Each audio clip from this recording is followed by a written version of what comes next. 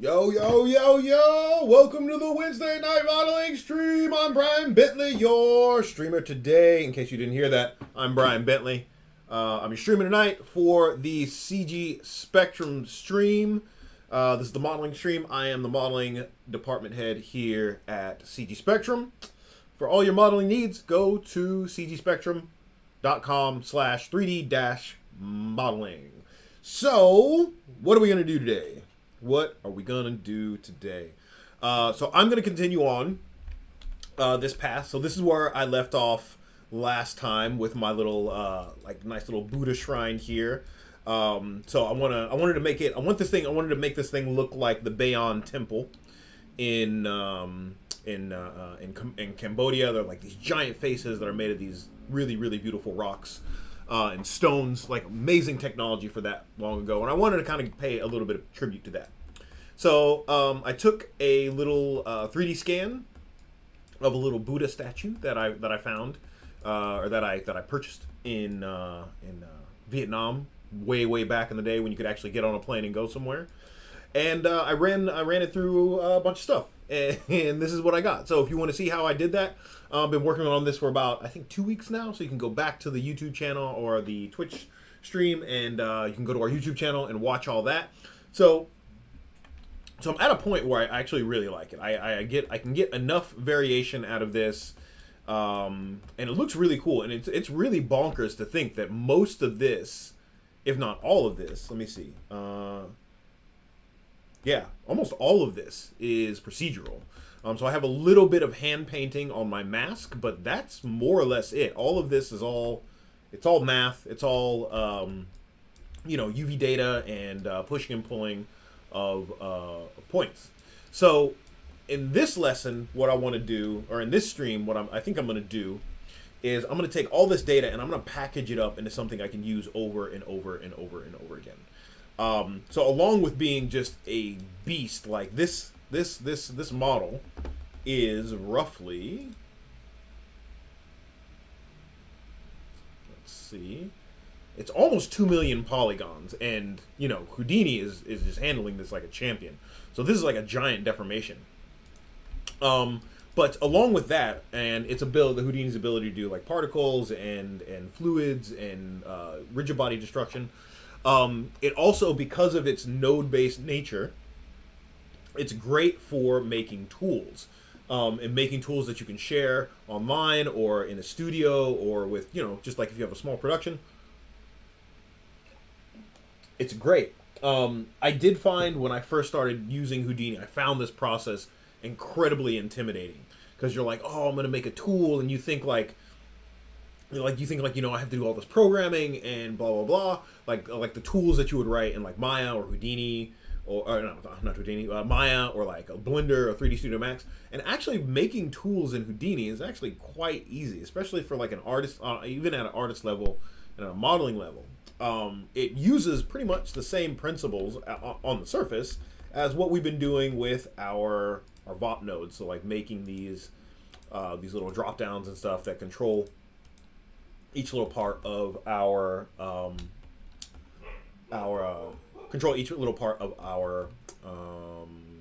setup here. So I've gone in and I colored everything that I would want the user to touch. I would color all that. I color all that green, just so I know as I'm building it. Let's call this mask remap. I've tried to name all the things that are important as well. So here we see my pre-blur, my post-blur, my brickstone, all that stuff. Okay, so I want to make this so I can like go into a completely different file, drop a I don't even know what I would call this, a brickstone maker, I guess, bricker, ruins. That's what I'll call it, the ruins node. I'll call it the ruins node. So let's get into it. Enough talk. Less talk, more action. So if you notice, I've kind of sandwiched all my nodes in this in mesh and this out mesh here, and I've done that for a reason, because the first step to creating a Houdini digital asset is I'm going to take all of this stuff and I'm going to squeeze it down into a subnet. So I'm going to click this little button here. It should squeeze everything down after it's done cooking. So I squeezed all that stuff down into this little subnet. Now all that data is still there. It's just collapsed inside of this subnet here. So I can still pop inside of here, right? So now instead of that in, so I have this input here, and then I have an output down here. Fantastic. So I don't need these other inputs in here. So I only need one input and one output. So I think I can get rid of those. Yeah. Or actually I can change that in the parameter interface. Okay, so I'll call this ruins. So what I could do is I could copy this and like move it around or like keep a Houdini file, but that's really not, it's not very stable, right? So what I want to do is I want to make this into an HDA. So that stands for Houdini Digital Asset. So once I have this, I can right click and I can say create digital asset. All right. So this is going to say my operator name is going to be ruins and my operator label is going to be ruins. So if I were to call this thing, if I was going to try to invoke this thing using Python or something like that, this is what I would call it. This is where it's going to be saved. It's going to be saved in the OTLs, my documents into OTL. So I'm going to call this BB ruins instead of Bryan ruins. And my operator, I'll call this ruins. And so I'll say, let's say accept. So what it's going to do is it's going to save that whole thing into this Bryan documents. Right. So now I have this operator type properties. So that's been saved. So now if I come over here and I press tab and I go to digital assets, I should get a ruins. So let's see if this works as it is. So if I take and I look at this ruins and I plug in my in-mesh, I should get pretty much exactly the same thing as I got with this one. Good, great, awesome. So that's nice. So now I can just I can drop this thing down, but now I need to edit my type properties here, right? So so my inputs is going to be 1, and my outputs is going to be 1. So that's right. So now I'm going to go over into my parameters, and so I can start building parameters from this interface. So if I pop down into here, so if I can make general parameters, or I can say from nodes as well. So if I say, let's see, so there's my ruins here, and let's see, there's my BB ruins. So this is my ruins here. Let's see what we got. Schedule properties, HQ. Yeah, so I'm going to say from nodes. So inside of this ruins, I want to pop this open. So I have a list of all my nodes inside of my ruins here. And so this is why I named all this stuff. So the first thing I want to do, the first thing I want to be able to do is control the brick pattern here. That's the most important thing, right? Oops, there we go. And there we go.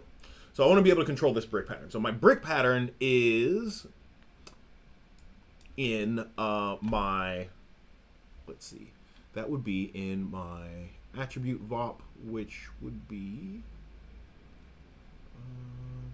mask, remap, invert. What is there we go, brickstone, this guy here. So I have all these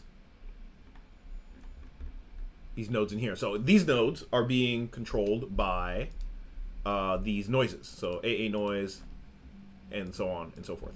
Now this can be a little confusing, right? So what I can do is I can actually, if I double click on here, so I want to go into my brickstone first, I can actually start pulling data from here. So if I come into my bricks, I can just drag this from here over to here. And if I say accept, we'll see that now this is referring to a channel. So it's going ... it's going up to my to my ruins here. So if I look here, now I have this displacement. I can change that, and everything should update. It'll take a second. Oh, I'm looking at the wrong one. So there we go. All right. So 0.0. Let's go back and we'll say, yeah.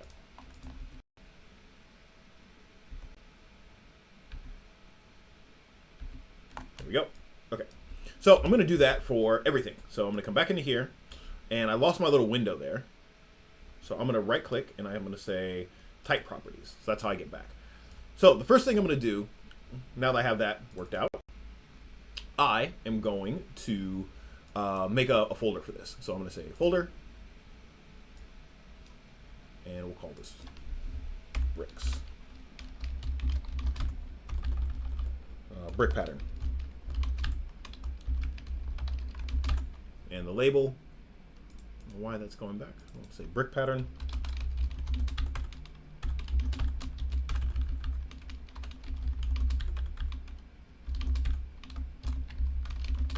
And we'll call this brick pattern.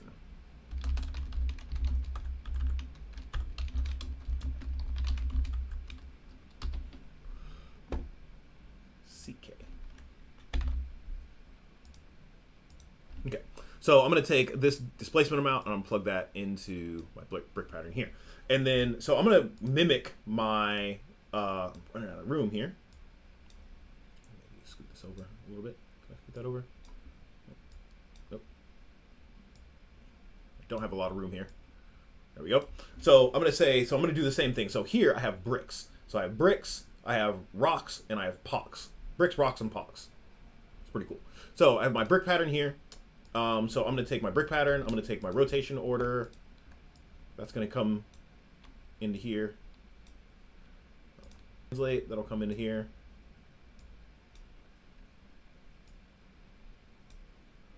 rotate, scale, and pivot, and then I had a separator here, so I'm going to do another separator.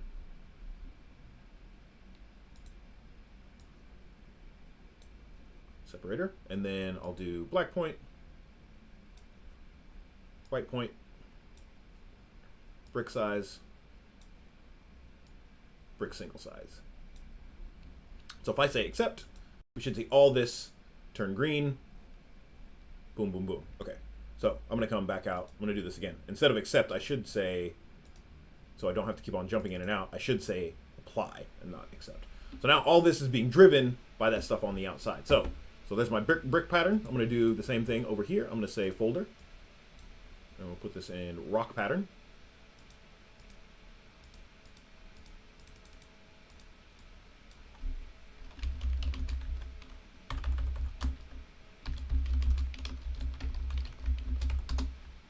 Rock pattern, so I'm going to do the same thing on all these. So displacement amount,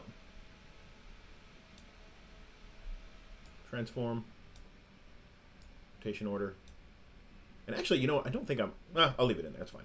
Translate, rotate, scale, pivot.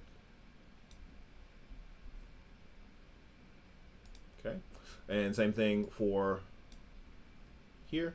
So this is going to be my pock marks.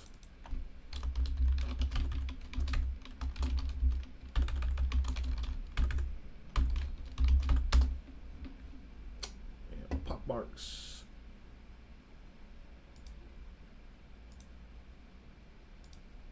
Displacement. Transformation.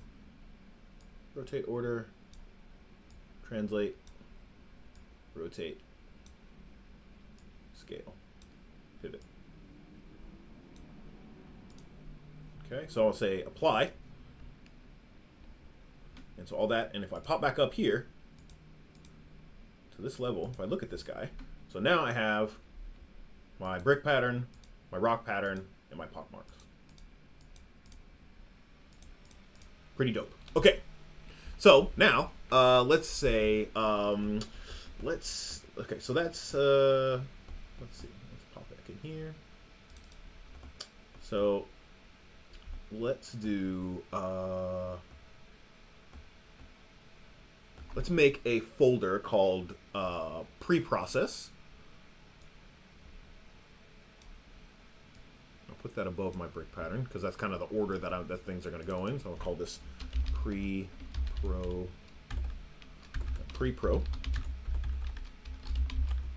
We'll call this pre-process.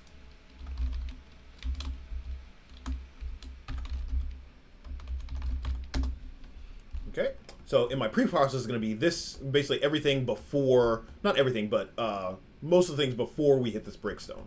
So, so I have a pre-deflate here. So I'm going to take this and put that into there.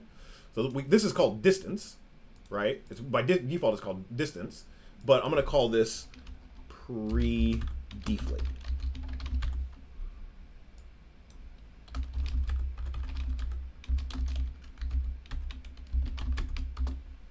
Okay. And then this guy.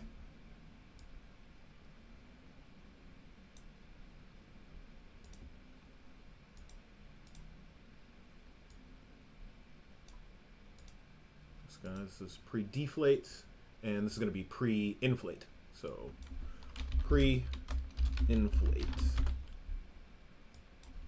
pre-inflate.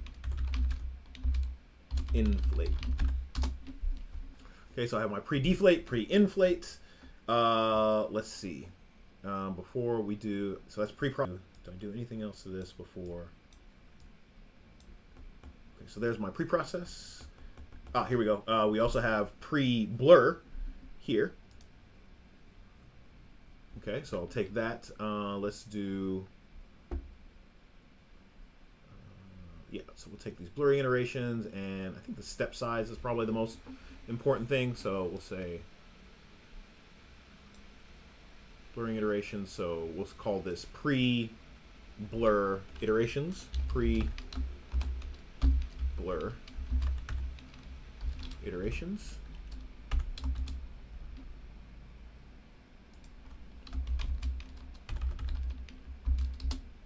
Pre-blurring iterations, and then we're gonna have post-blurring iterations.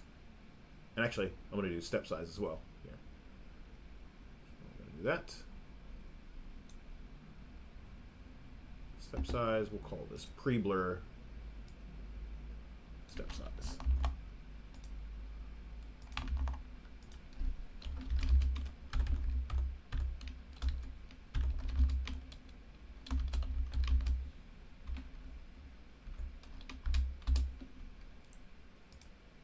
Pre-blur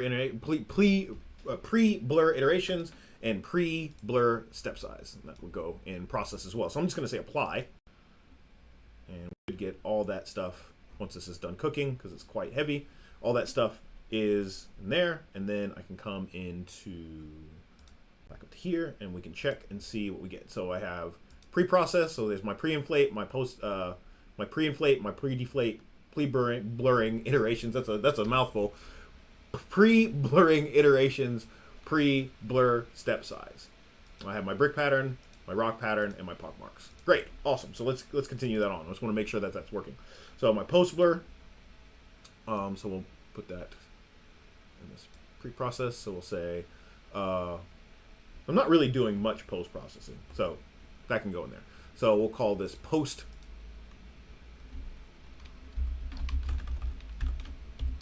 blur iterations.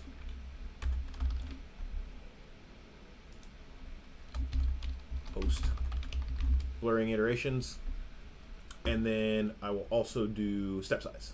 So plug that in. So we'll say post blur.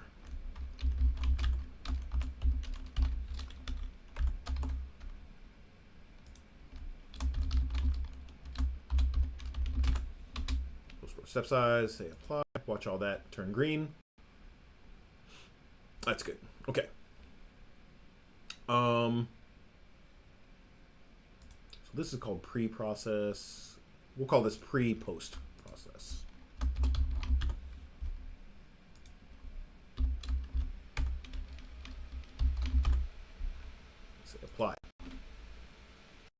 Okay, so apparently I have a slash in there, so I'll just put a dot, which works fine.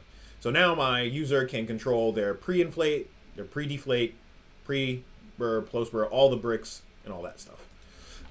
So that takes care of this whole block here. Let's see. Okay. So this next part is masking. So I'm going to put another folder in here. I'm going to call this masking. Okay.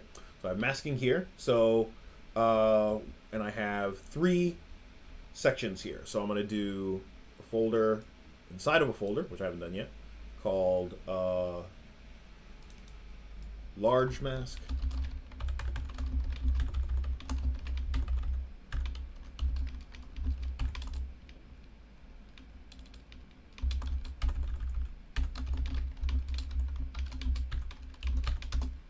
And I have medium mask, so I'm going to do another one.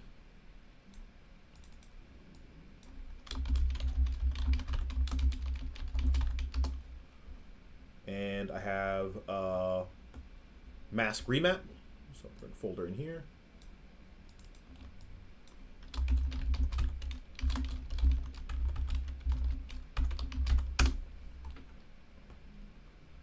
And then, so my invert will just be here.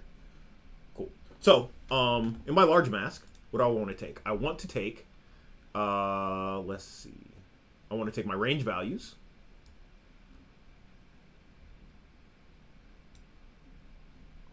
I'm going to take my operation,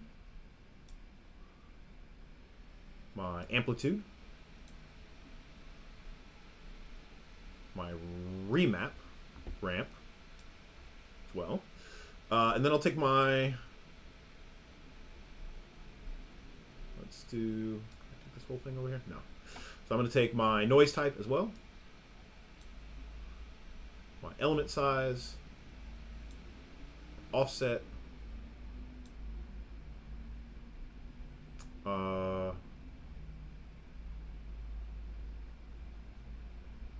then I will do a separator. And then I'll bring in this fractal. So fractal type, max octaves. So basically giving my user as much control over this mask as possible, just like I did with my noise patterns. So that's my fractal, and then I can do do I want post-processing? I don't really need post-processing because I'm going to do my post-processing down here. So I'm going to do the same thing for my medium. So if I look here, I'm just going to take my range values, my operator, amplitude, remap, noise type,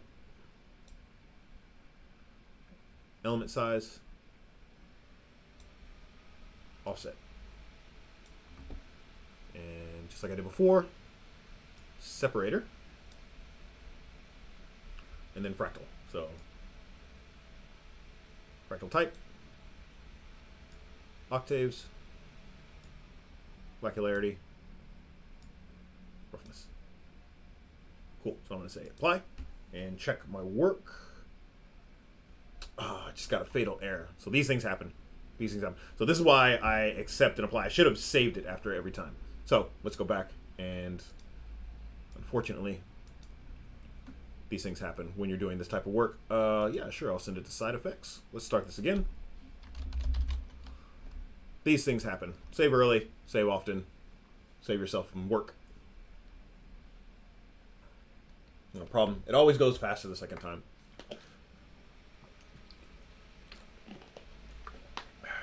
All right. See if it found me a crash file.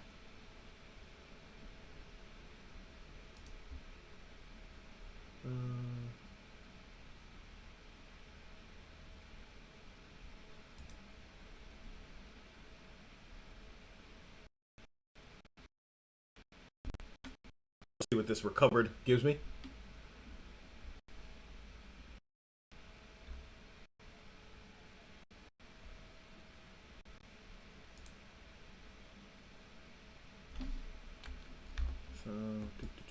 I'm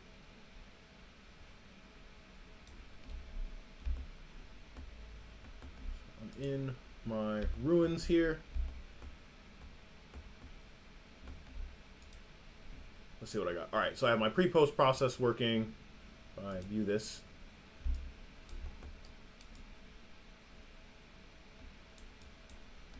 masking, that seems to be working.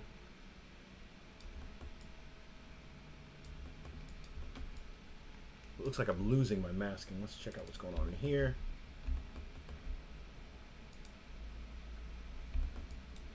Okay, there's my rocks. There's my, this is my regular, and in here it looks like my masking is being strange. Let's look. Positive multiply, positive minimum. I'm going to do a little digital detective work here. So I'm going to look at this mask value and see what it's doing. Mask. My mask is really weak for some reason. Really, really weak. This should be very strong. So let's see. I'm going to go back out to this guy here, and let's look at these masking values I just put in here. So I have my big mask, my large mask, my medium mask, my mask remap, which I haven't plugged in yet. Let's go to type properties, parameters. Just for giggles, I want to make this a large mask. Hey Daniel, what's up, man? How you doing? Yes, hello, fatal error, my old friend. Yeah, these usually refresh pretty well. I think I have maybe I would say 60% of the time I can recover something, and the other little bit of time it doesn't. So I'm pushing a lot of data through this while it's updating in HDA. So that's probably not the best thing to do. Also while recording, also probably not the best thing to do. But hey, that's what we do. So let's see, what was happening with, so my mask here is really, really weak. So I'm going to go ahead and keep, I'm going to finish plotting this guy here, and then I'll see why those values are being changed. So let's see, I was at my, let's go ahead and save this, save scene as, we'll call this, I'll just rename this to Ruins.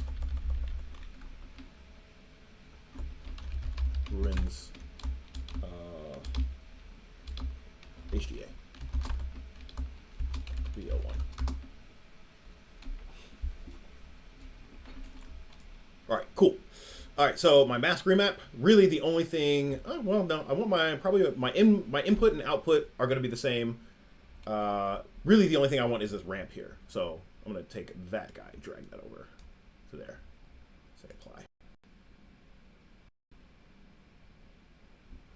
So if I pop back out to here, I should now get, in my mask remap, I should get that. So strange that this is,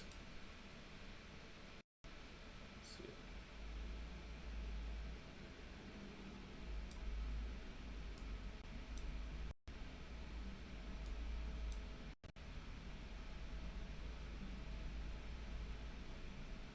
Thinking this might be an issue with my noises. So my mask noises. So let's go back to my large mask and let's see what this guy says. So this says positive, say add.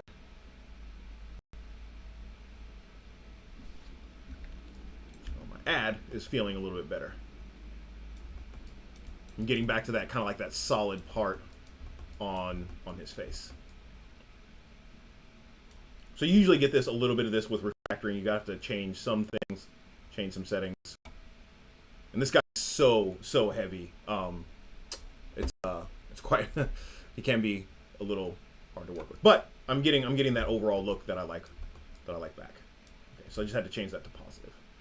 Okay, great, awesome. So we're off to the races. So now I have my large mask, my medium mask, and my mask remap. So the last thing I want to do, or not the last thing I want to do, also in my masking, I have this this invert here.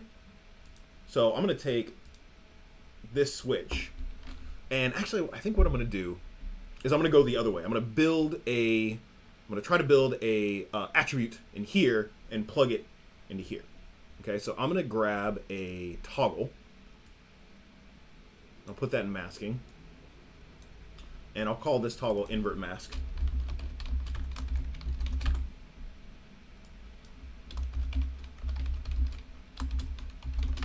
And I believe I can drag this guy from here onto here.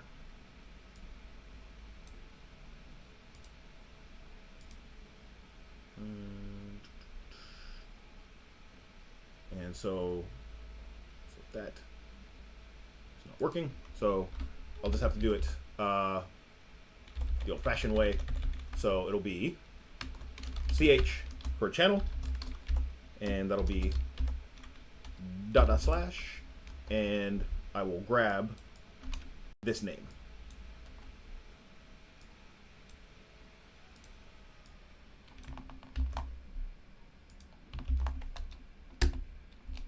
So just like if I look up here, if I view these guys, so ch .. / whatever that's named. So if I look here, this is called random pause.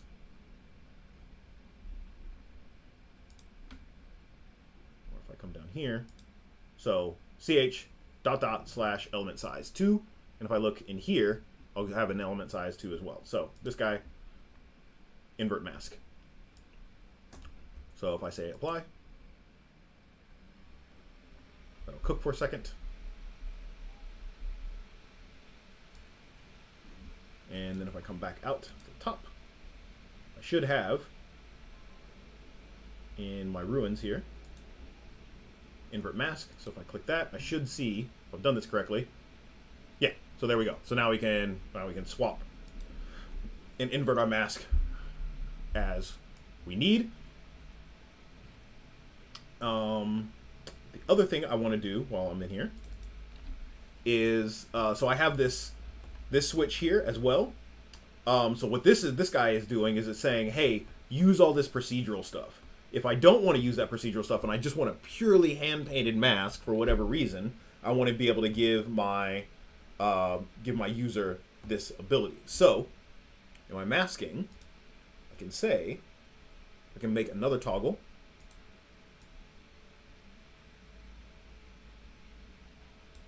And I can say, call this one use procedural. Prop mask. Use procedural. I'm the worst speller on the planet. Mask.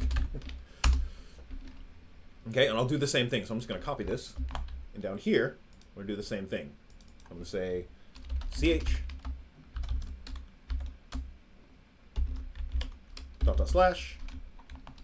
use procedural mask. Okay,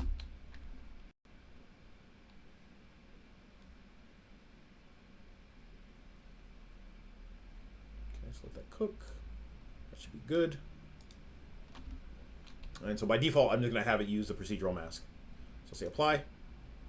And I'm starting to get nervous, so I'm going to save this again.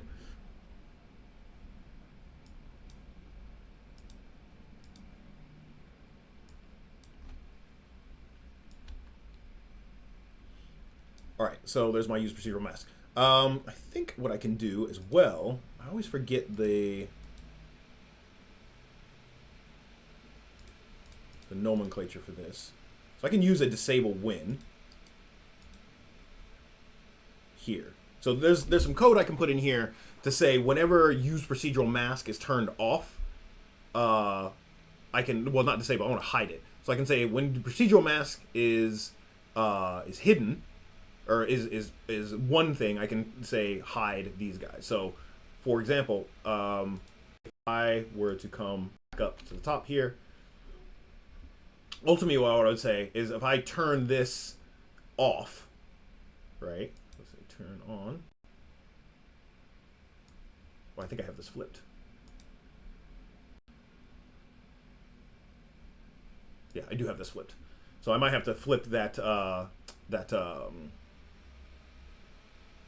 instead of that, let's do this. We'll just rename this use painted. No, because thinking about this, I'll come back to this. Because what I want is when I say use procedural mask, when this is on, I want to be able to see all this masking stuff down here. When it's off, I only want to see this. So one of my ones and my zeros are flipped. So what I could do, all right, that's actually what I can do here is, so if this is 0 to 1, if you want to flip any 0 to 1 over, I can say 1 minus this. So now, if I say apply here, so now this should work as expected.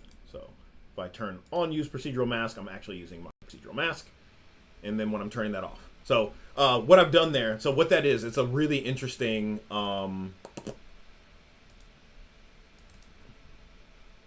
thing with normalized data. So if I have data that goes between 0 and 1, if I take, let's call this A. So if I take 1 minus A, I will get the what's called the complement of that value. So let's just do this. So let's say A at A equals 1. 1 minus 1, that's 0. At A equals 0, 1 minus 0 equals 1, right? So that works really, really well. So it flips that math over. So it even works at 0.5. So if at A equals 0.5, if I take 1 minus 0.5, I get 0.5. Right? So it flips over. So that's a really good way. This is the complement. I use it all the time. Very handy. Very, very handy. Okay, so let me just pop open. Let me see if I can find this this nomenclature. I should have it on a post note, because I literally always have to look this up because it's weird syntax.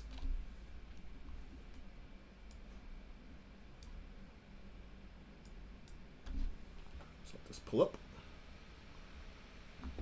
Thank you, Daniel. Yes, saving me. That's exactly what it is. So it is use proc mask, disable win, or I'll say hide win because I don't want to disable it. Use proc mask equals off. So let's see if this works. So I'm going to say apply. I think I might also be able to use proc mask equals 0, but we'll see what happens. So here, if I turn this off, I should see my, yeah, so that large mask disappeared. Thank you so much, Daniel. That was awesome. I always forget this syntax because it doesn't really, I usually work in Vex, and the only time I ever have to use these curly braces is when I'm like making vectors or something like that. Should write that down on a post-it note. Okay, cool. So now, if I turn off use procedural mask, now I'm just using the masking that's coming in at the top here. Okay, so if I turn that on, you should see the rest of these tabs light up. Fantastic. Great. Thank you so much, Daniel. I owe you a beer. Or a hot dog. Or whatever. Sweet. Thank you so much. Daniel he's our effects and our head of effects. He's a good guy. You should check out, if you're interested in simulation, in learning like Houdini, like the super fun stuff, instead of this weird like masking and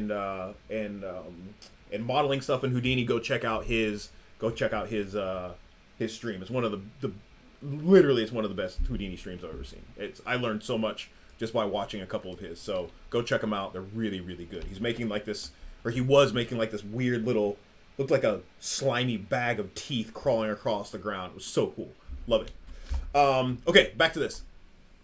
Okay, so so I got my masking worked out, pre-process, post-process. Let's see. So this guy's done. Remap's done, and these are done. I believe that should do it for us.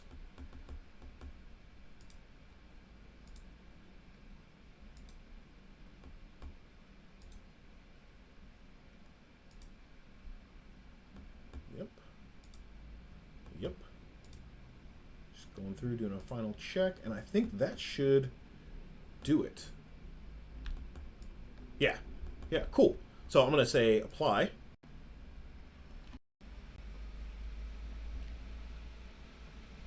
And accept.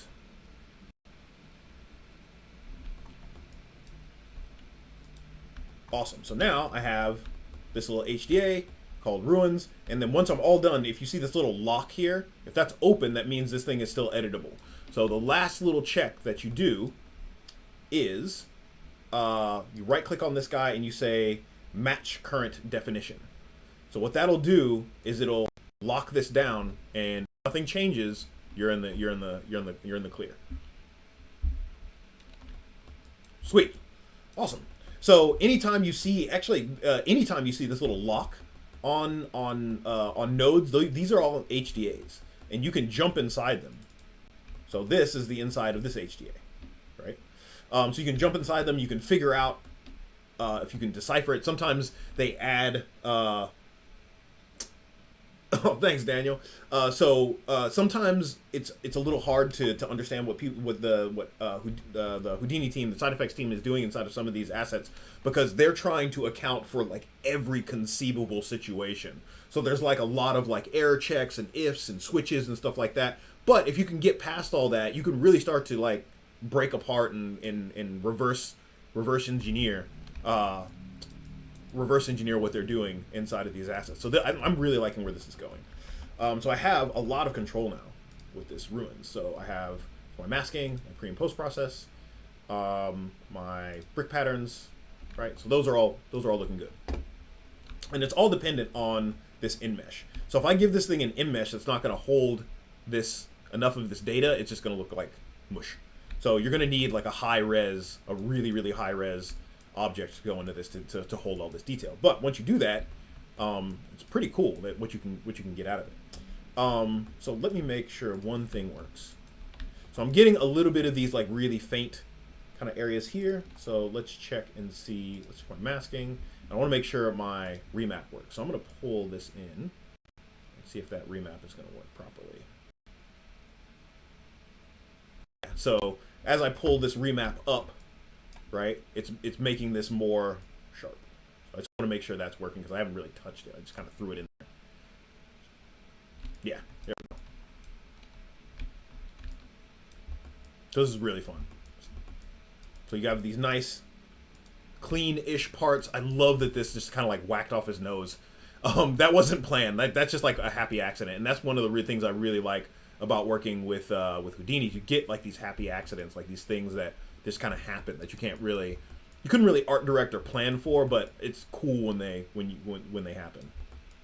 Okay, so now because of that, now I have this ruins. So I go to digital assets and ruins. So because I save that to my my Houdini documents, I can use this ruins if I really wanted to specifically make something very ruins. But this could be very really useful if you have to do like an entire temple, right? And you want to make sure that entire temple has the same look and feel.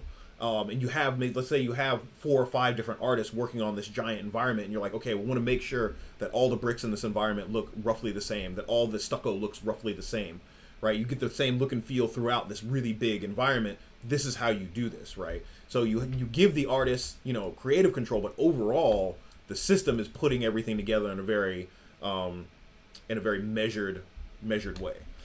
So the other great thing that's about this is, notice I didn't really have to, I set up all those custom attributes before. Those are still in there. So my custom attributes, my brick ID, my brick ID here, if I turn that on, just cook for a second.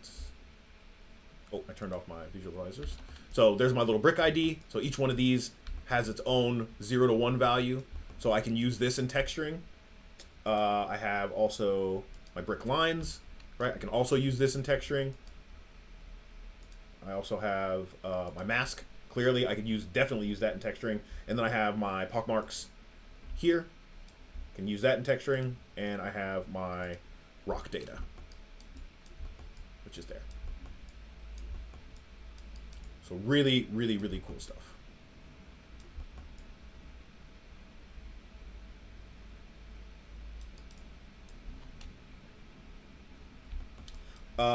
Okay, so I think I'm gonna say that this digital asset is finished. So ruins. So the next one I'm gonna work on is this smaller one. I probably should have started with the easier one. Is basically this this mask. So basically this mask rough edge. So what this mask rough edge does is it takes in. If I turn my masking back on, let's see, mask here. So it takes this very boring kind of hand-painted mask data and adds roughness around the edge. So if I come in here, review my original one, that's my mask data, and this is my mask data afterwards. So it expands it a little bit and it gives it like this really nice rough edge. If you want to see how I did that, that's in, I believe, I think that was about 2 weeks ago. I showed you how to add this roughening, and I'll go through it real quick.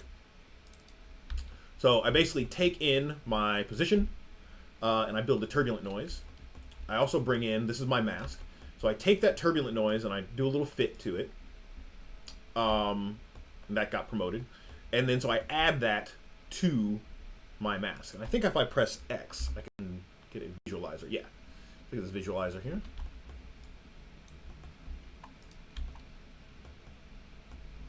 Let's turn this off. So basically what this does is it takes this black and white data and adds to it. And then I multiply that black and white data, and then I clamp it down between 0 and 1. Because I always want my mask to be between 0 and 1. This is the same thing when you're doing like compositing, like if you're working in Nuke, or even in Photoshop, or in Fusion, or in After Effects. Your masks, or matte, they're also called mattes, those should always be between 0 and 1. Because we can do that thing that I was talking about before as a complement, right? So if I want to flop that mask over, that only works between 0 and 1. So I always want to make sure I clamp my mask down between 0 and 1. And then I have a ramp. I think I had this fit in here that I didn't really need, so get rid of that one. It's always good to go through your stuff to make sure you don't have like floating nodes left over. Okay. So what I can do now is I'm going to do the same thing. So I'm going to take all of this, right? So what do I want to change? Unify size. Maybe I want to blur my mask. We'll call this mask. Yeah. So I'm going to color this green as well, because that's important. So I'll have like these iterations and step size, and then in here I'll have all my crazy edge noise, and I think that's it. It's just the edge noise, and then a remap. Sweet. Okay. So I'm going to take all of this guy and crush it down. So I get it. So you can see when you start making these digital assets, I had quite a large graph before, and now I've squeezed it down into like 4 nodes. So that's really cool. All right, so I'm going to call this mask edge rough. So I'm going to do the same thing as I did before. Actually, I'm going to save this first. Control S.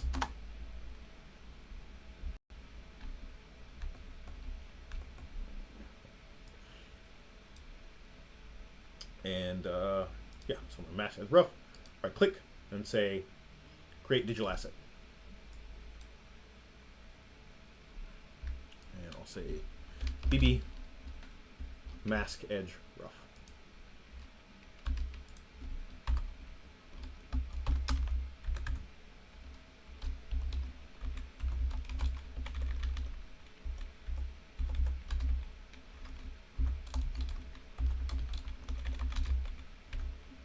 And I'll say accept.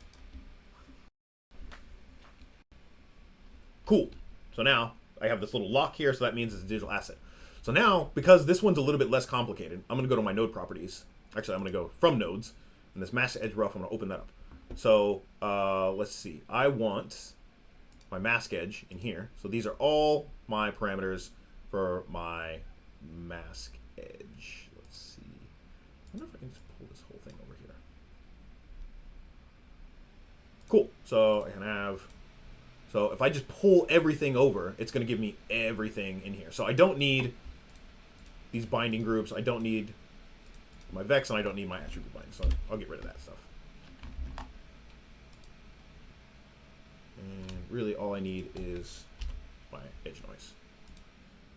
Okay, so pulled all that over. That's my edge noise. And then, let's see, what else? I had my... my blur. Let's pop inside of here. I'll call it a blue mask. I don't want to call. I'm going to call it blur mask. So I'm just going to take and pull this thing over as well. And so let's make a folder for all this stuff to go in. Call that, and we'll call this mask pre-blur.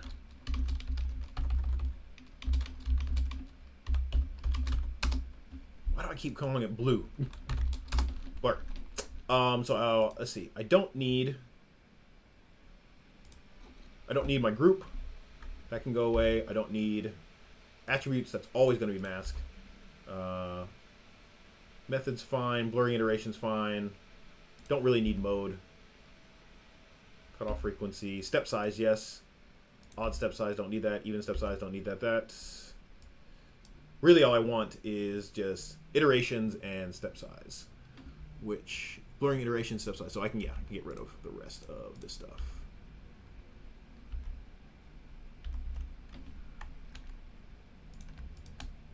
And even method I don't really need. Don't think the user's going to need that too much. So I'll just take that, put in pre-blur, and I'll say apply.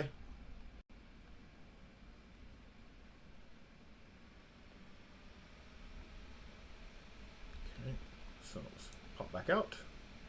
And look at this, edge rough. So there's my edge noise, my mask, pre-blur. Why am I not seeing my step size anywhere?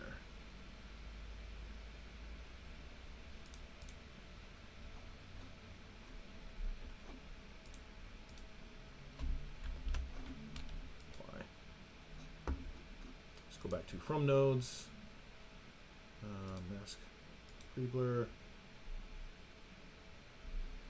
So I'll just go in here and drag it over. I tend to like the dragging over because I can pick and choose exactly what I want. There we go. So there's my iterations, my step size, and then all my edge noise data that I would need. Cool. So I'll say apply. And so once again, in my digital assets, I have my mask, rough edge, and my ruins. So if I put down another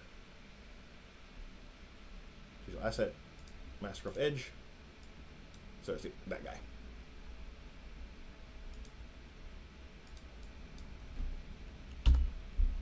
Cool. So I'll do match current definition.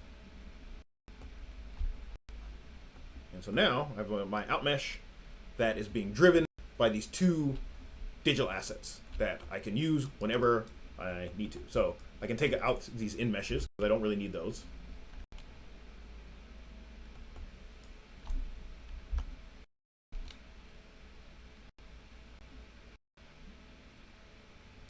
Okay. So now I have my mask blurry, my mask rough edge, and my ruins. And then here, so I don't need the sphere anymore. I don't really need my pig anymore. That was for testing. And then this, all this up here is just my geometry preparation. So this is the file. Oops, no. So this is the file. This is my voxelize mesh. This is my subdivide, my transform. So, I always have trouble. Like kind of knowing when to kind of stop my assets. Like it's a fine line. You want to give your user enough control so that they can make it their own, but you don't want to give them so much control that it's hard to use the asset, or they can't make the asset do what they want. So for this, I'm just deciding that I'm gonna leave it up to the user to supply me a mesh of sufficient density with with mass data on it. So yeah, because if there's no mass data, he'll just be all, if there's no mass data and I don't use any procedurals, he'll just be all bricks. So it'll still work. It just you won't get like this extra layer as well. So I will box around this and call this geom prep.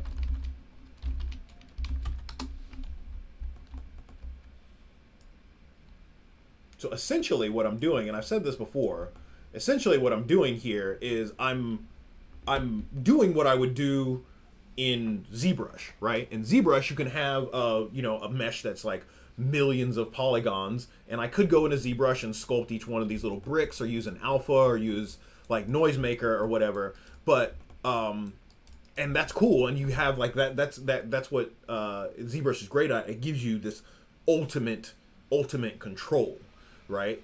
But where ZBrush falls down, like I said, like no software is perfect, right? So where ZBrush falls down is, let's say I go in and I meticulously sculpt this guy, right? And I'm like, oh, this looks amazing. And then I go and I show it to my art director. He's like, I like that, but the bricks are too small. So then you're like, oh, okay, because you can't like yell at your supervisor, and then you have to go back and you have to figure out how you made this thing and how to make it, and hopefully you don't mess up something else that he did like, right? So in this case, what I can do, and let me save this before I break something, and this will be a test of the digital asset. So if I can go into Ruins and I can say, okay, if I built this, or if I got this from my my TD, I can go to my brick pattern and I can say, all right, let's see, black point, white point, brick size, brick single size. Let's say, let's see, my brick size is 0.2 by 0.2. Let's say, let's just double it. See what happens.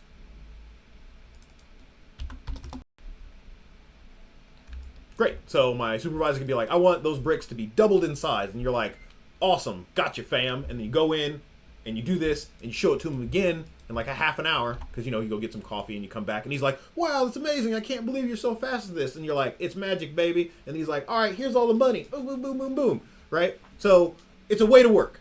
It's a different way to work. And actually, now that I'm seeing this, I kind of like these bigger bricks. Yeah, I kind of like the bricks a little bit bigger. And once again, like you can do this till the cows come home. The cool thing is all those other attributes that I did also follow suit. So if I turn this back on, so there's my mask.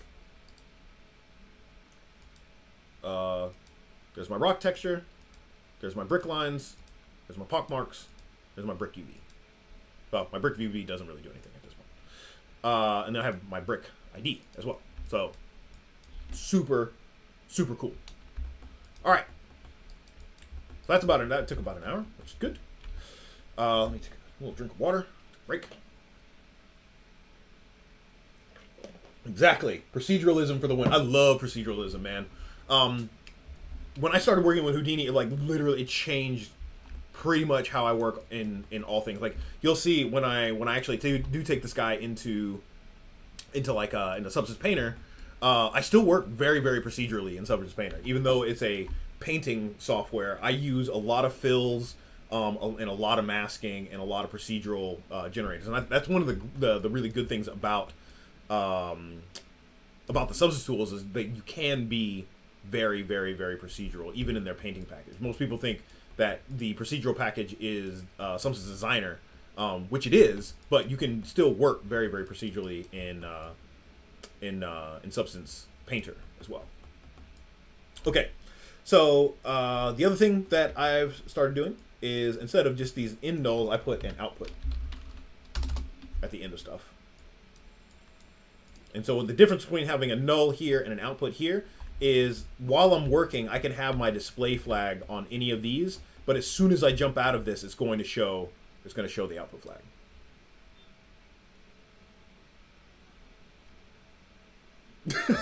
But that's the live stream, Robert. Like that's the danger of that's the adrenaline rush of a live stream. It's like, can I get through this without looking like an idiot?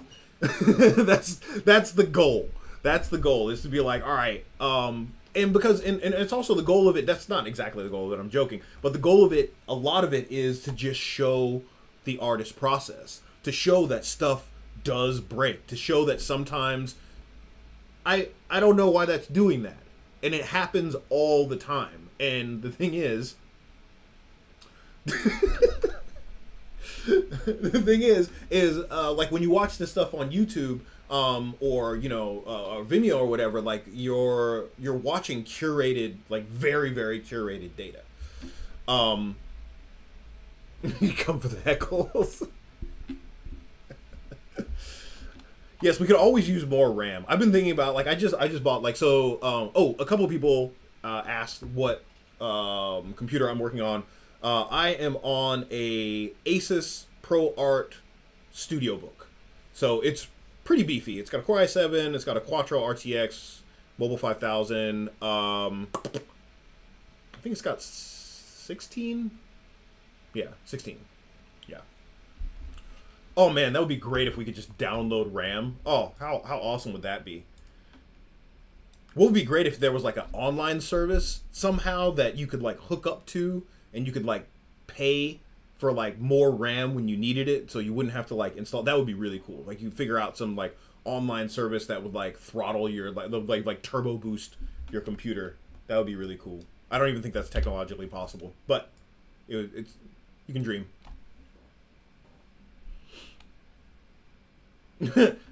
Yeah, Houdini is a series of problems that you create for yourself and you have to solve over and over and over again. Which is why the DSAs are great, right? Because you solve the problem once and you save it as that tool and you never have to think about it again. Okay, so yeah, cool. So I'm gonna come back out and I'm gonna call this is no longer test geometry pighead. This is Buddha. We'll call this ruins. Ruins high. Actually, it's ultra high.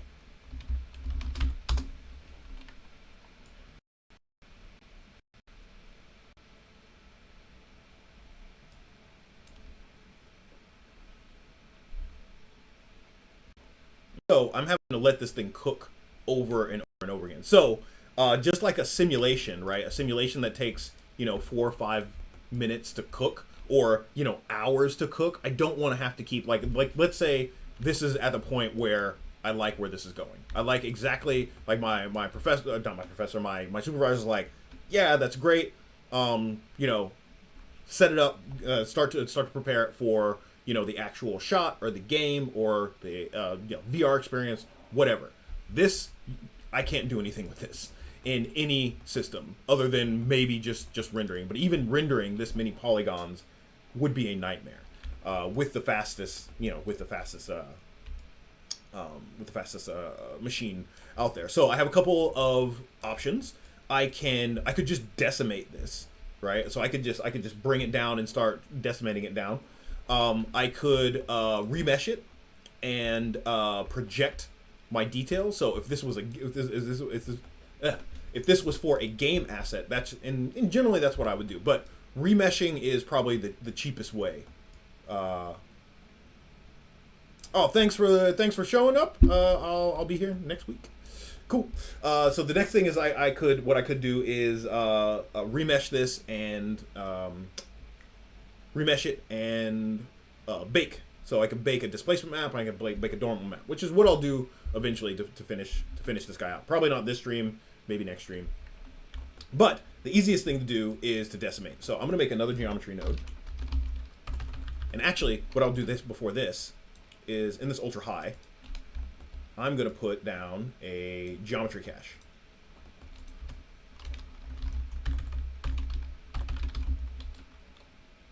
That's ROP.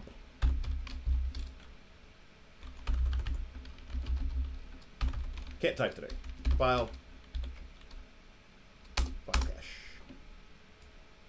And so what I'm going to do is I'm going to plug that in right before my output, and I'm going to just cache this out to disk. So I'm going to say hip geo hip name.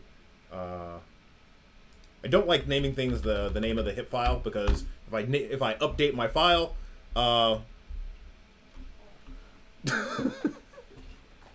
I could do that. I could like make this dude crumble and break apart. That wouldn't be too hard to do. Maybe I'll shoot this model over to Daniel, and we can do like a little collaboration, so he can blow this guy up. I don't want to blow him up though, because he's so cute and he's a religious icon. So I kind of want to leave him alone. I just want him to make him look old. So I'm gonna call this ruins.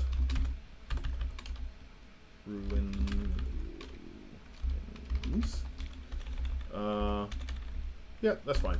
I'm not doing any frame ranges or anything like that. I just want to do save current frame, and yeah, cool. So I'm just gonna say save to disk.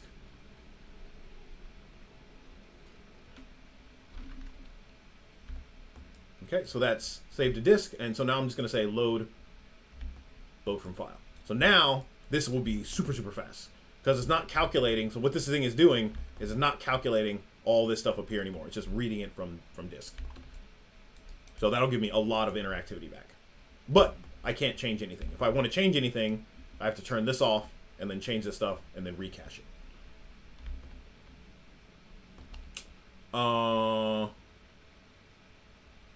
Nice, cool. I'll do that.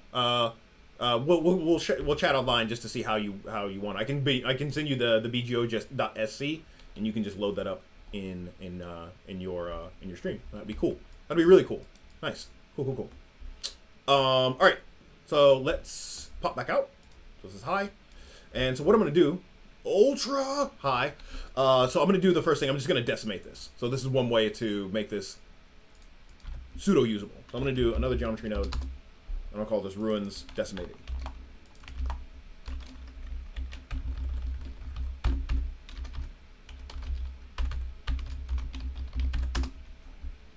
Gruins.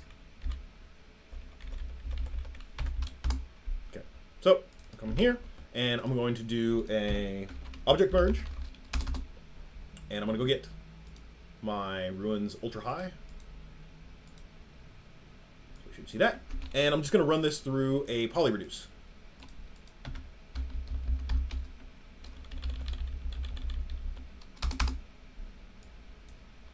So percentage to keep, let's go down to, this is like 2 million polygons. So let's go down, I'm gonna go down to 1% just to see what it looks like.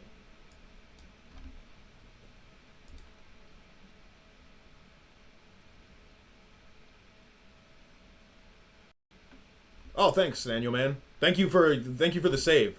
I'll have to remember that the curly brackets. I always forget the curly brackets. I always want to put the square brackets, but that really helps out with clearing up clutter in your digital assets. So this guy's chewing on this. It's about 50% done, and this is nuts. Like, I'm decimating live 2 million polygons, and Houdini is just ripping through this data. It's really impressive.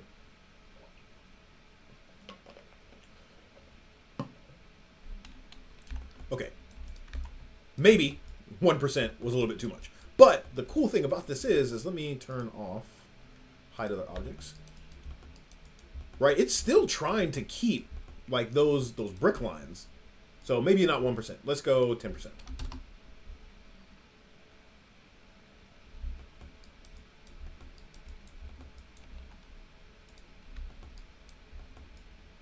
So that is not bad. Let me throw a facet node aside here and see if I can recompute, see if my normals.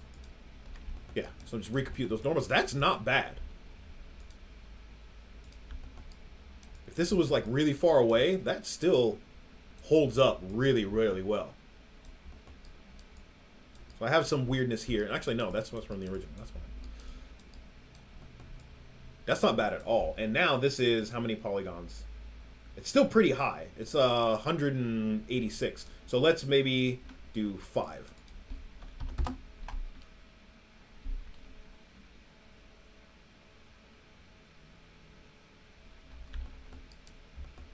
So that looks about roughly the same. Now I'm at around 100. Let's do 3. So starting to lose a little bit of detail at 3. But, you know, you got to think of how this thing is going to be used. Like, if you're going to just see, like, a bunch of these off in the distance like this, that's fine, right? If you're going to see it really close, that's not cool. That's not going to work. So it all depends on what you're going to do with it. So this is decimation. So I'm actually not going to use this. I just wanted to show it for demonstration purposes and things you can do. So I'm going to put this back at, like, let's say 20. And so what I could do is I could build my cage off this decimated. So let's do that. So I'm going to call this remesh.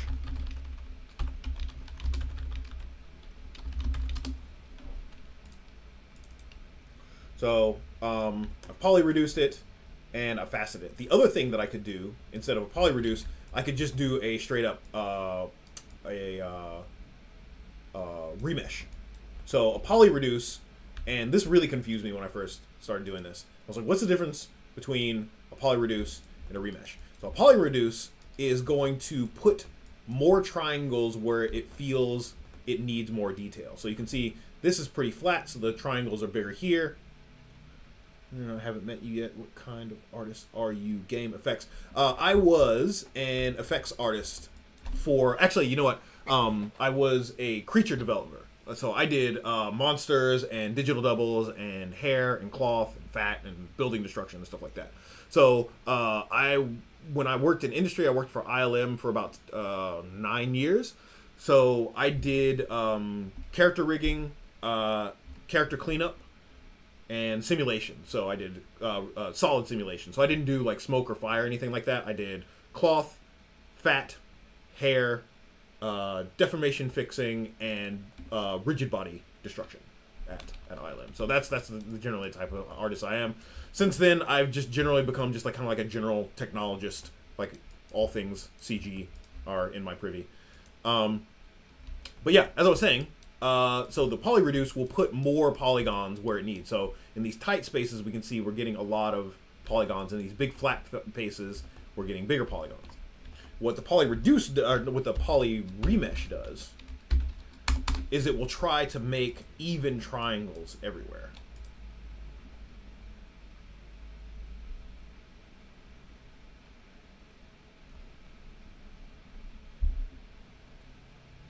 So this is just cooking. So the remesh is a little bit more sophisticated than the poly-reduce because it's trying to rebuild the entire thing. So let's see. We'll just wait. And I could have remeshed off my facet. I think I'm going to do that because that'll be faster. So I'm going to escape. And I'm going to remesh off of this guy. Should be yeah, that's a lot faster. So it tries to make these big, even triangles. So my target size should be if I cut that in half. So I'll start to get that shape back.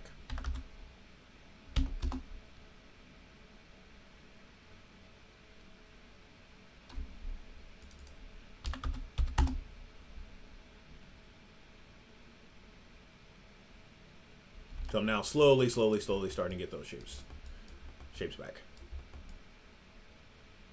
So you can reduce, and so I can do this, plug this into here.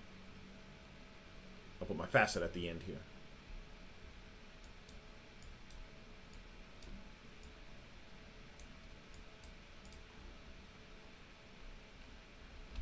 So you can do a reduce, and if let's see how close this is to my original.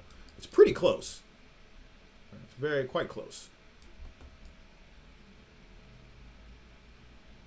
Okay, so the other thing that you can do now, this is a for-pay plugin, so I'm using the trial right now, but I'm going to buy it soon because it's awesome.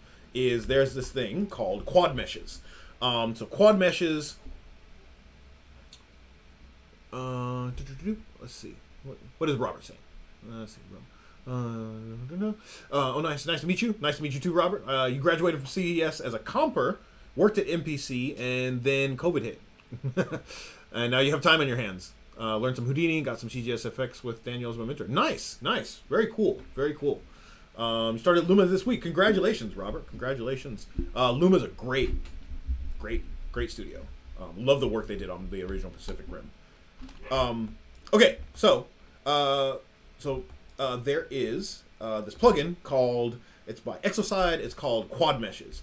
I believe it's written by the same guy or person. I don't know if it's a guy, a man, or a woman. The same person that wrote the Z-Remesher in ZBrush. So it's kind of like that workflow in Houdini, which is really cool because I really don't like jumping between softwares. I'll do it if I have to, but like most of my work in one software and then do little bits in the other ones, just translating stuff and keeping files, it's a pain. So I'm gonna do, and it's called Labs. I think it's called Quad Mesh. Yeah, Labs Exoside Quad Remesher.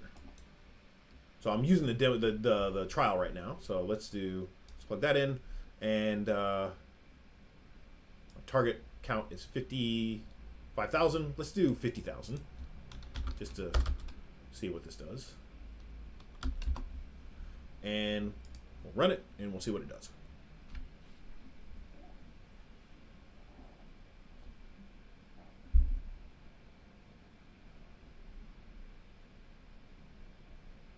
Quite fast. Like, this is super fast for what it's doing.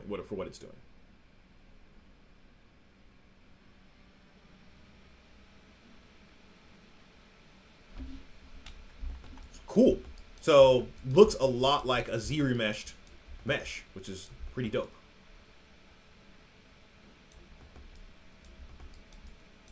So this I can UV this. Like this was perfect for UVing. So let's see what happens if I just plug it straight in to the hot dose.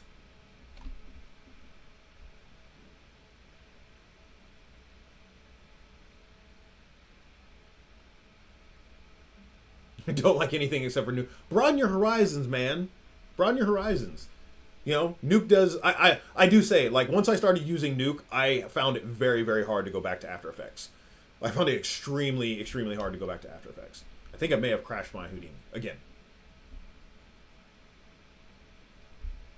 I love Maya. Like, people give Maya a bad rap. Maya, like, I was thinking about,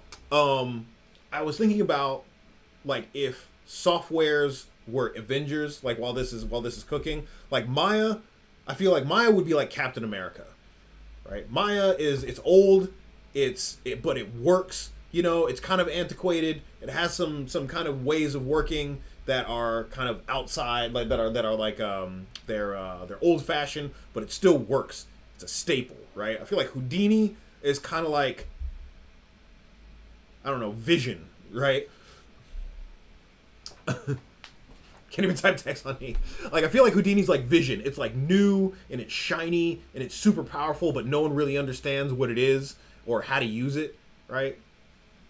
And then 3D Studio Max is just like, I don't know. I don't even know what you would call 3D Studio Max. But yeah.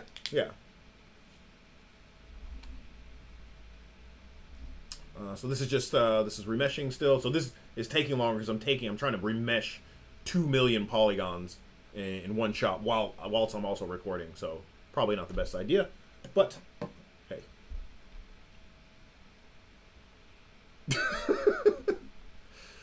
No, I would say, no, I'll say something that'll get myself in trouble.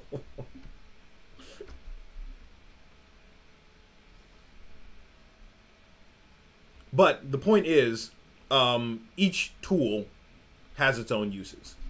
So this is about the same because it's about the same. I'm getting a little bit more detail out of this, which I like.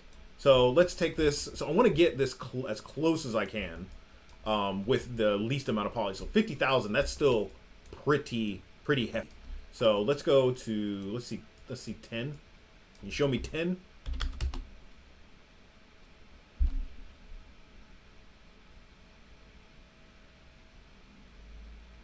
Ah, yes, that's pretty good. That's a pretty good analogy. 3D Studio Max is Thunderbolt Ross. He's still powerful, but kind of antiquated.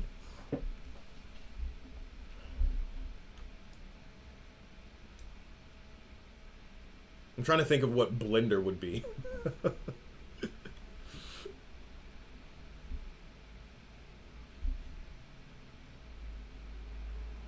Maybe like Ant-Man.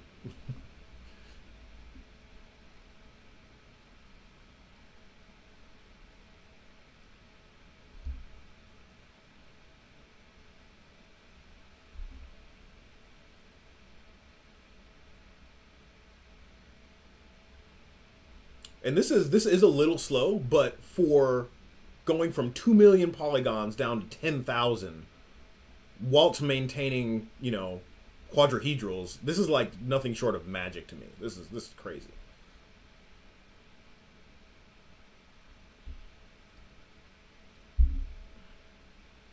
I will say that Maya still has the best animation tools of any. Because it's free. Maya has the best animation tools, hands down, of anything. It's got the best animation tools. It's got the best rigging tools as it is right now. The new Houdini Kineffect stuff might be taking that over, but as a rigging, but like as far as like straight up animation, you can't beat Maya. Like just the amount of tools that are out there, the Animbot tool set, all that stuff, like you can't beat it. Okay. This is pretty good. I'm getting some weird stuff here and weird stuff here, but overall it's feeling pretty good. So one thing I like to do is I will kind of smooth this a little bit and reproject it back onto my main. So I'm going to do an attribute blur. And this should be pretty fast now because this guy's cached. So I'm going to blur that out just to get a little bit, get some of this stuff worked out.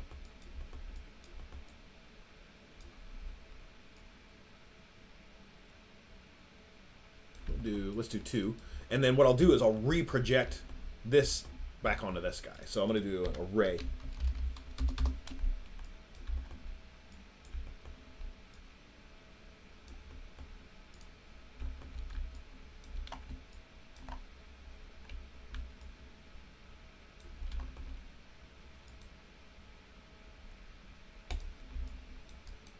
Let's do minimum distance.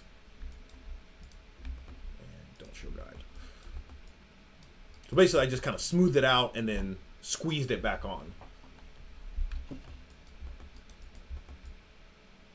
So I got some strange geometry here, I got some strange geometry here. I could go in and redo some of this stuff, but for an automated solution, this is really, really good. Cool. Alright, so let's I don't need this stuff anymore. That's probably for, and just for giggles I'll put a facet here.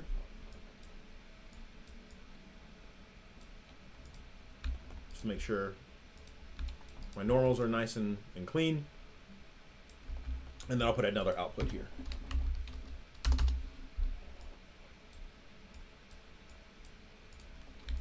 Okay. So this is my Ruins Ultra High, my Ruins Remesh. Now, how do I get my information from my high res, my ultra high res, to my low res? And I feel like this is inside still a little bit too much. Just a little bit too much. So let's do this ray. And I want to see this guy. So he's still sitting a little bit too far inside. So on my ray, I think what I'll do is I'll put a little bit of lift. Don't need much. Just a teeny little bit just to get it closer to that surface.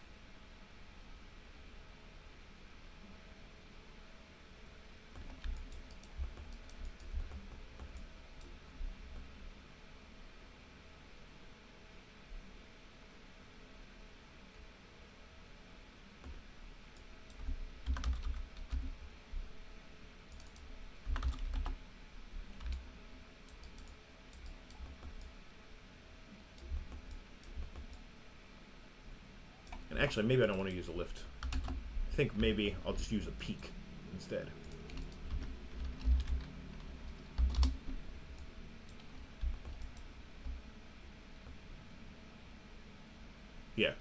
peak. That peak is working a little bit better.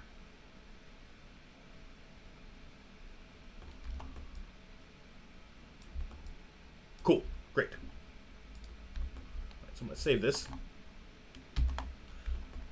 So now what I want to do is I want to take my information from my high res and put it to my low res, my game res. So I'm going to make another geometry node. My quad remesher. So I probably should, my quad remesher is firing off again. I probably should put another geometry cache down here so that this doesn't, because this is calculating yet again.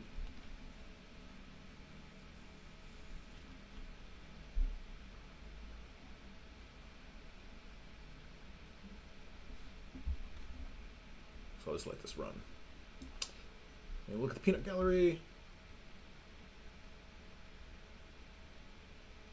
Facets though. Really, I haven't really, for what I use it for, they're pretty much the same thing for me. The normals node I'll use to if I'm doing some hard surface work, I'll use the normals node to do edge cusping.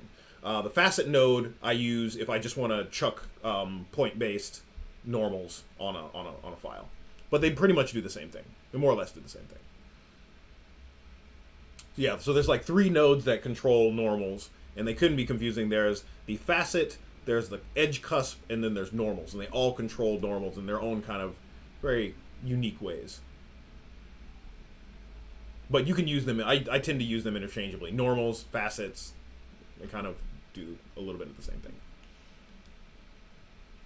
So once this is done, I am going to throw a file cache behind there, so I don't have to keep waiting on this.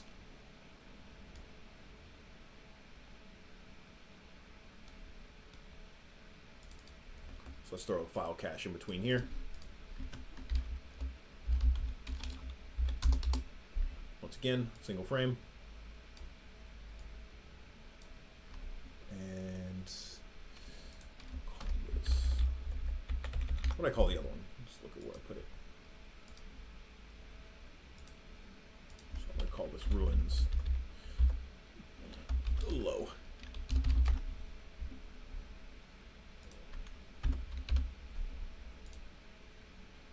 And I'm going to say save the disk. Okay, so this shouldn't keep firing off this quad remesher now. Good. There we go. Okay, so now what I'll do is I'll make another one, and I'll call this baking.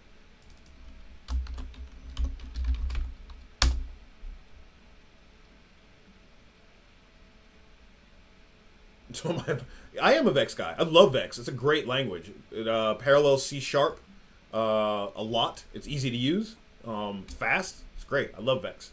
That's actually how I learned Houdini. Is I didn't really understand Houdini until I started learning Vex. So there's that. So, and whether or not, I'm still a weirdo. Anybody who does this for a living is a weirdo. Okay, so I'm going to do another object merge. You can't really use Houdini unless you know Vex, because that's really all Houdini is. It's like a big wrapper for this very complicated language.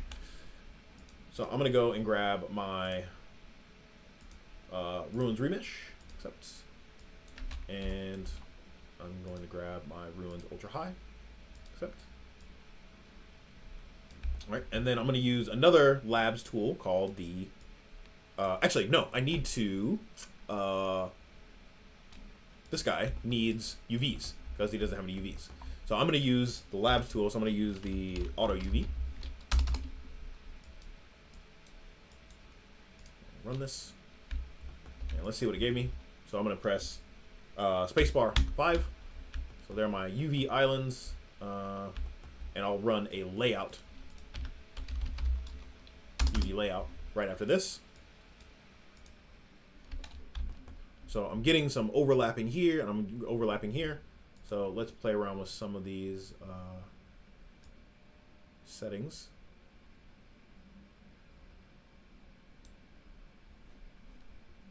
And maybe I can run a flatten as well.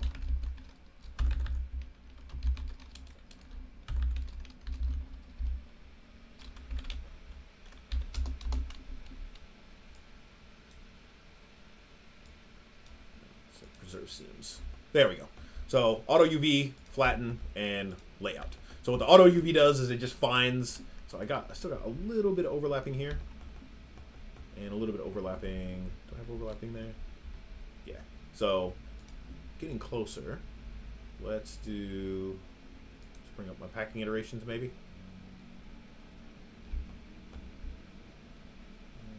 Padding, merge small cells.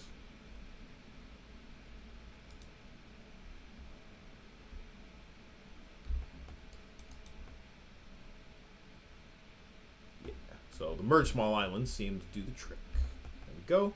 So these aren't optimal UVs, like I can't really tell what's what, but once again, if this was a set piece, a prop, something that doesn't have to deform, why does Daniel yell at you for liking Vex? Vex is amazing. So that should give me, oops, too far. So let's throw a UV quick shade on this. See what my UVs look like. Yeah, not bad. Not bad. Cool. Right. So if I wanted this to be, this is what I love about Houdini. Like if I want this to come in, I want this only for baking, right? So I think I want to put this, I'm going to cut this away and put this in my ruins remesh here after my file cache.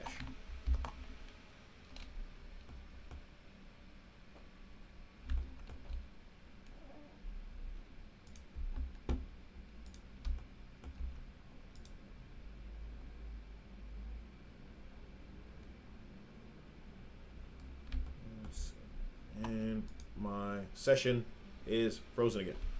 So I'll just let this sit for a minute. Yeah, I mean, you don't have to be super Vex inclined. I've done a fair bit of Vex, just with like vine generators and foliage generators and stuff like that. But like a lot of it's very user friendly now. Like if you know a little bit, like it can take you a really long way. What are you doing, Houdini?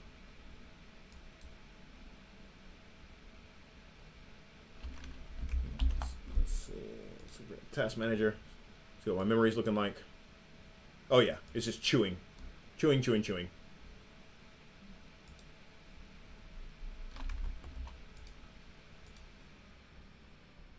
Yeah, my memory's like at 50%. So it's doing something.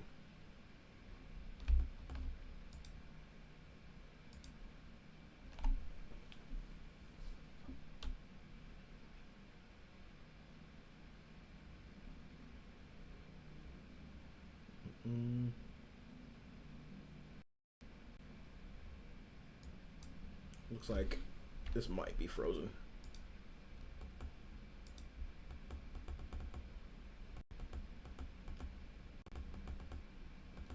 Hey, that looks like it's dead. Let's kill it. Pop it open again. Actually, no, it says it's not. It's responding.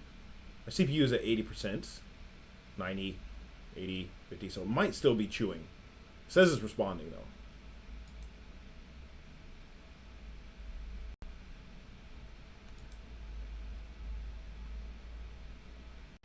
That being said, I don't want you guys to sit here and watch me do this, so I'm going to say in task. Put the pillow over the face. Go to sleep.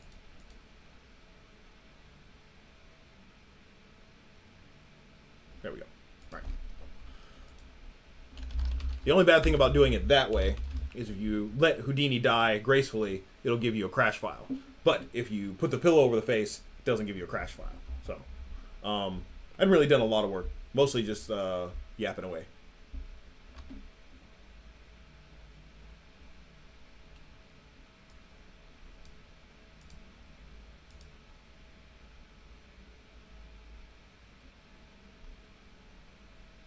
Open recent files.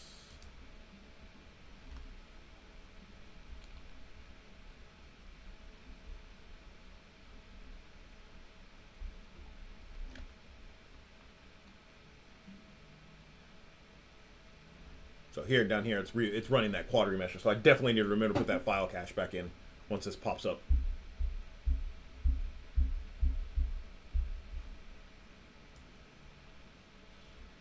Yeah, and sometimes this happens. Like, so if I wasn't doing the stream, I'd get up, I'd go take a walk, I'd go play with my dog, I'd go get a cup of coffee, make myself a sandwich, whatever. Yeah, so you just need to wait for. Actually, I could probably just interrupt this. Let's see where it gets. Yeah, so there's my ruins remesh. My ruins ultra high. And let's go back to here. Let's go pop into here again. Just going to try to run that process again. So I'm going to say interrupt again.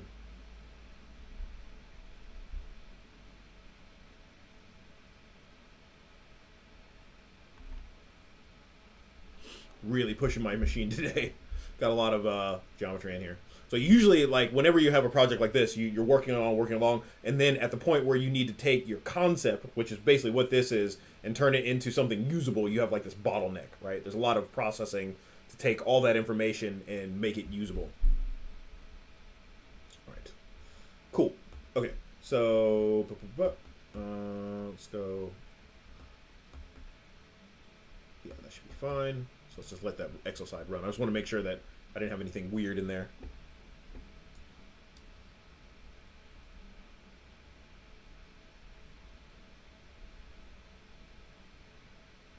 So basically what that was trying to do is we were trying to run the exoside. It was trying to cache everything at one time. So it was trying to run the exoside, the blur, and the ray. So the exoside and the ray are pretty hefty operations. So trying to do those at the same time is probably not a good idea.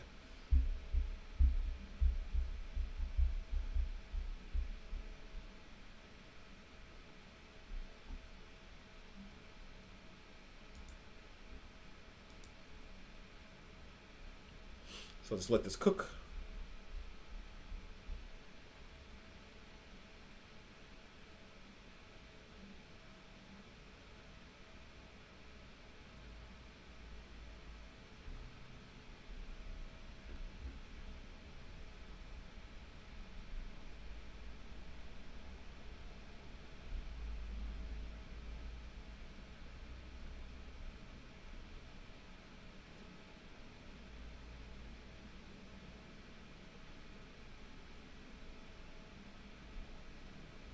Almost done. 75.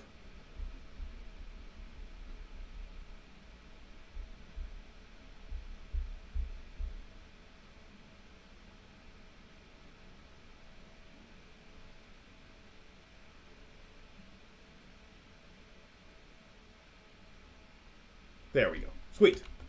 So, smooth, ray, facet, peak.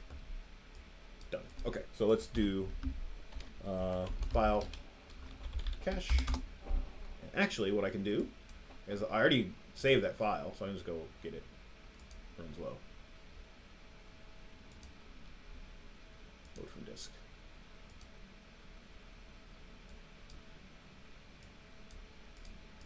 There we go. All right, so I'll save this now. Oh, that's what I was gonna do. I'll still save this, and then in here I'm gonna do that same thing with the UV. So auto UV.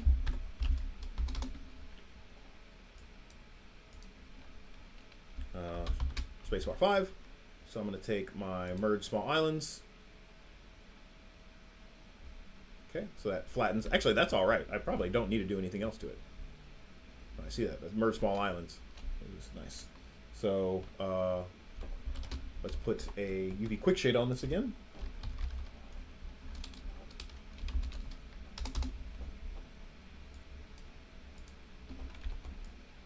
All right, good. So I'll run that out there. Actually, this auto UV is actually pretty heavy as well. So I'm going to take that and plug that there. And then I'll just re-cache that guy. So now everything's cached. So this is a pretty heavy operation. So I have the exoside, the ray, and the auto UV. Those are all pretty heavy. Okay. Now I'll go and I'll do my baking, and that should take us to the end of the stream. So I'm going to do geometry, baking,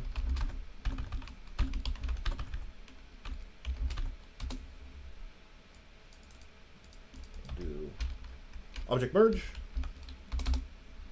Go get my ultra high. And I'll go get my low. My remesh. All right. So for this, I'm going to use the Labs Maps Baker. Maps Baker.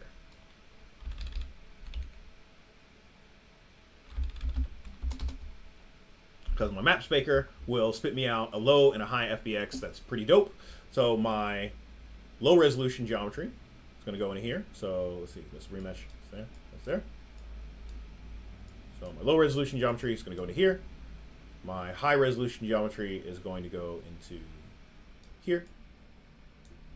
And then I have to choose what I want to make. So let's see. I don't have any diffuse. I do want to transfer my normal. I don't have any roughness. I don't have any metallic. I don't have any vertex color. I do want to transfer my AO. We can do thickness. We can do curvature. We can do world normal. We can do height. I don't need position. And then I have these custom attributes in here as well that I want to get out into maps. So this is what I really love about this Maps Baker. Now you could do all this in Substance. Like I could bake all this so you could write this guy out as a FBX and this guy out as a FBX. But once again, there's many, many different ways to do it. And to be completely honest, the bakers in the Substance tools are far superior to this guy. But maybe you don't have Substance tools. Maybe you just have Houdini. So you just have to make do with what you got. So I'm going to show this Maps Baker. So I also want to, like I said, I also want to export these. I want to export these attributes. So where are my attributes? Oh, no. Those are going to be over here. So I have my brick ID, my brick lines, my mask, POC, and rock. So I'm going to have 1, 2, 3, 4, 5. So I'm going to go ahead and I'm going to open up myself up a geometry spreadsheet. Okay, so I have, and I'm going to pin this down so I can go back to this guy because I will misspell all this stuff if it's not in front of me. So we have brick ID, and you can see I spelled that wrong, but BIC ID. We have brick lines.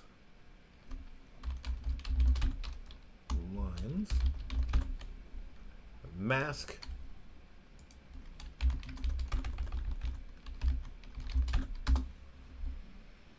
POC. And rock.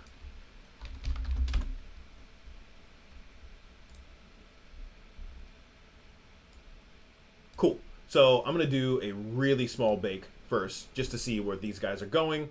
It's going to go into hip, hip name, channel, and then PNG.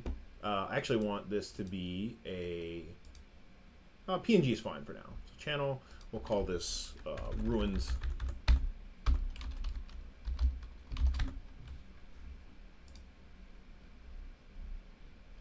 So I'm just going to go ahead and press render and see what happens. Let's see. I don't want any frames. Tracing mode. If I want to visualize what my... So this is going to trace really, really, really far. So I don't need it to trace that far. I only need to trace about that far. So that'll save on some time and some quality. I could probably even go a little bit lower.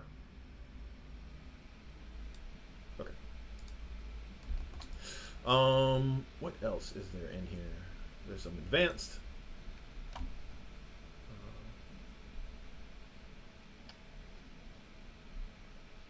Around edge normals, AO map, number of rays. So this is all your quality settings for all your different maps. And I'll leave this at default for now. So I want to press render and see what I get.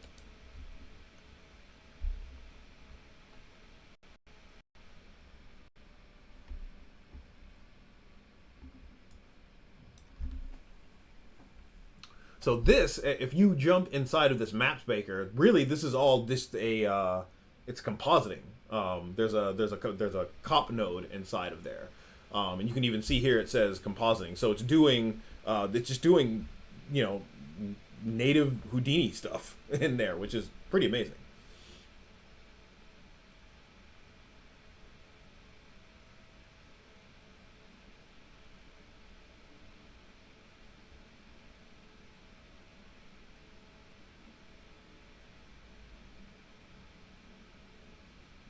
So right now it's doing thickness, now it's doing curvature, and boom, there we go. So this is displaying my ambient occlusion map. So let's go ahead and turn off my wireframe shaded. And yeah, so there's my ambient occlusion, and it's on my low-res mesh. So if I look at my, let's see what my normal looks like. So my normal map, so I'm getting, oh yeah, that's fine, that's fine. So this is really low res, it's only 512. So this AO, let's look at thickness.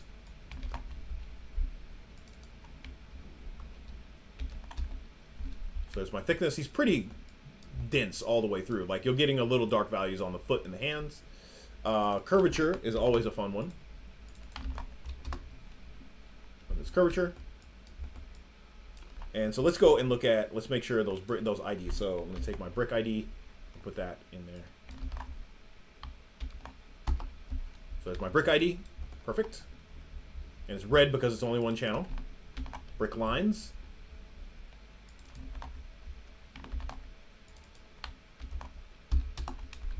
Great. Great.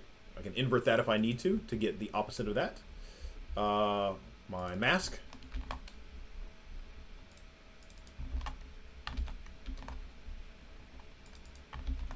So there's all my mask data.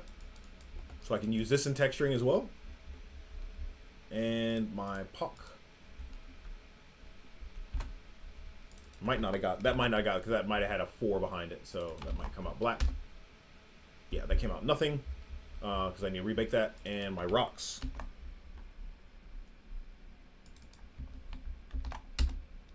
So there's my rocky data.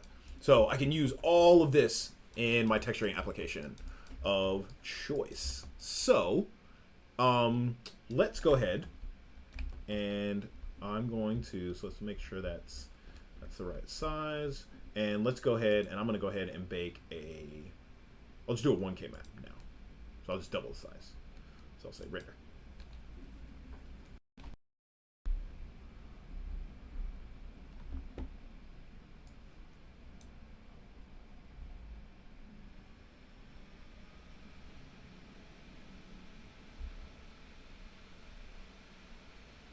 And if I go look, let's see, where is this living?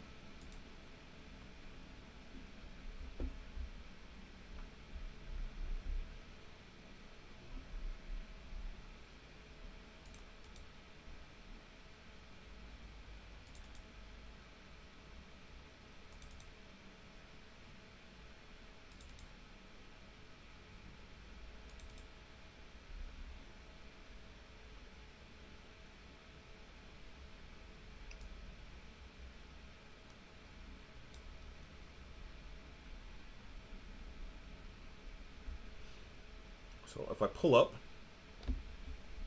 my File Explorer here, we can see all my, oh, that's from one of my other tests.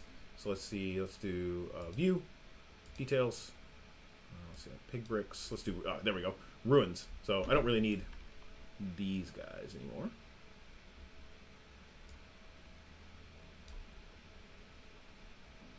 But I have my ruins, so there's my AO. There's my ID. There's my, I think there's brick lines. Can't really remember what this is. Brick lines. This is curvature. Height. Mask. Normal. This is my pockmarks. And pockmark 4, that's nothing. And then my rocks. My thickness. And my world normal. So really, really cool. Really cool. So we could use all of this in Substance Designer. So the other thing that I can do that's really cool about this node is I can export my low and my high out to their own FBXs. So let's go ahead and do that. So low, my high, I'll call this ruins.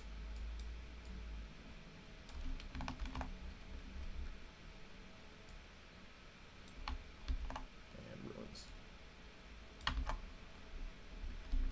So I can take these FBXs and plug them into, you know, Mari or Substance Designer or Substance Painter or whatever.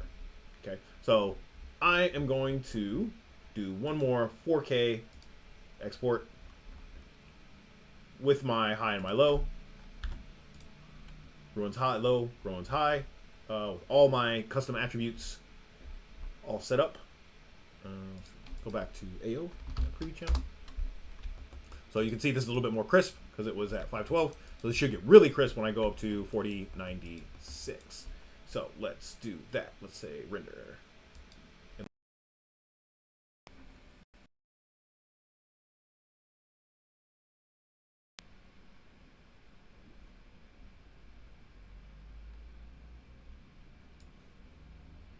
Okay, so I think I'm going to leave this here a little bit early, about 7 minutes early, but had a really good time today. We did a lot today. We made 2 digital assets. We figured out how to very quickly decimate or remesh our model so that we can get it into a game or into an animated series or into whatever. An AR experience, a VR experience. And then we took all that information and then converted it into images, which we can then use in Substance Painter or Substance Designer, which I will get into next week. How do I use that brickline image? How do I use the pockmark images? How do I use the rock images? How do I use my, you know, my curvature and my AO and all that stuff? So this was really fun. Daniel stepped in and gave me a little helping hand, which was much appreciated. So once again, for all your modeling needs, go to cgspectrum.com/3D-modeling. I'm Bryan Bentley. Thank you for showing up for the Wednesday night stream. I will see you next week. Take care of yourself, drink water, you know, get some exercise, and rest your eyes. So I will see you guys on the flip side. Peace!